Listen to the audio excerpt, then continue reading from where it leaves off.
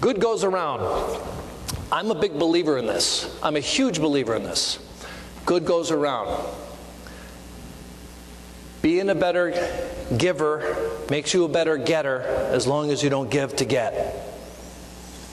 I'm a huge believer in that. I have experienced that in my own life. In my own life. I used to run in my neighborhood back in Atlanta, and I would run, and this woman would run, I guess, at the same time I would, and we would always pass by, and we'd just say, "Hey, how you doing? Hey, how you doing?" And that was the only extent of our interaction. And then one night, I got a knock on my front door, and I opened it, and it was this woman that I used to see running, and she was just as surprised to see me as I was to see her, because she had no idea I lived there.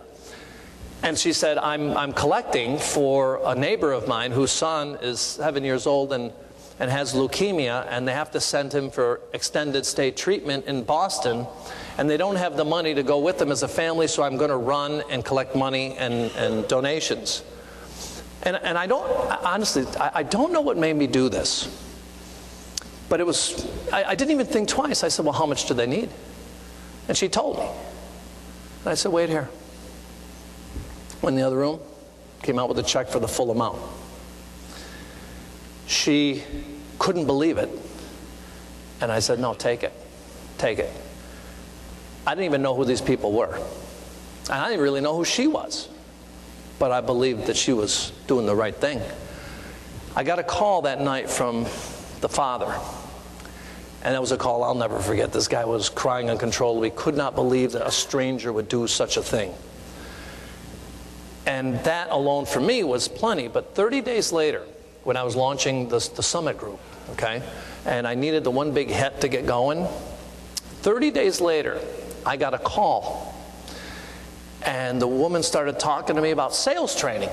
I said, okay. So we talked for literally 45 minutes for sales training. And at the conclusion of the call, she said, wow, you really have some good stuff. I think we want to work with you. She goes, this is the ABC company, isn't it? I go, no. Then I'm thinking, oh.